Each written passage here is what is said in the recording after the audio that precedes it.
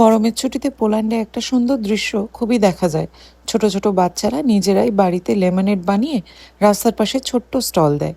এটা শুধু গরমে ঠান্ডা পানীয় বিক্রি নয়, বরং ওদের দায়িত্ববোধ, আত্মবিশ্বাস আর ছোটবেলা থেকেই উদ্যোক্তা হওয়ার মানসিকতা গড়ে তোলার একটা মজার উপায়। আমাদের নেবারহুড থেকেও চলে এসেছে ইনভিটেশন লেমনেড খাওয়ার, আর এই গরমে এই এক গ্লাস ঠান্ডা পানীয় সত্যিই দারুণ স্বস্তি দেয়।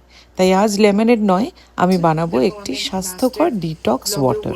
তো ডিটক্স ওয়াটারটা কিরকম ভাবে করছি সেটা দেখাচ্ছি, চলুন আপনাদের। আমি এখানে কিছু আদা কুচি করেছি আর একটা লেমন নিয়েছি।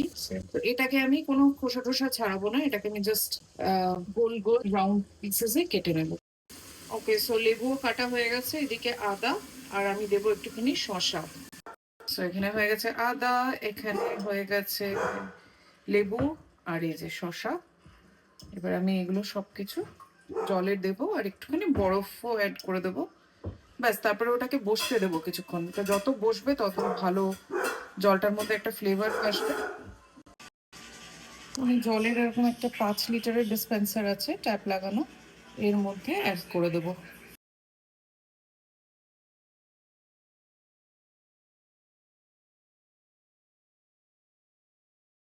Summer drink ready. এবার এটা আস্তে আস্তে বসবে, লেবু, আদা, এগুলো ফ্লেভারগুলো জলের সাথে মিশবে। সামারের জন্য একদম আইডিয়াল একটা ড্রিঙ্ক রেডি।